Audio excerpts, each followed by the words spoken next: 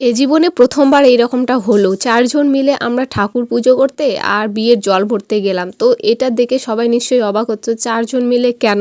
তো সেটা তো তোমরা দেখতেই পাবে ফুল ভ্লগটা দেখলেই। তো হাই সবাই, কেমন আছো? আশা করি ভালো আছো। তো দেখো বেটু আর ভাগনা ২ জন মিলে পোজ দিচ্ছে, আর আমরা ৪ জন মিলে, মানে আমি, আমার ননদিনী, এক দিদিভাই আর এক দিদা হবে সম্পর্কে, মাত্র এই ৪ জন মিলে আমরা ঠাকুর পুজো করতে পুরো গ্রামেতে। আর সবার আগে গেলাম বিএসএফ ক্যাম্পে। আর এখানে দেখো মা রক্ষা কালী মা আছে, তো এখানে গিয়ে সবার আগে প্রণাম। আর এদিকে কিন্তু পুজো দেওয়া চলছে।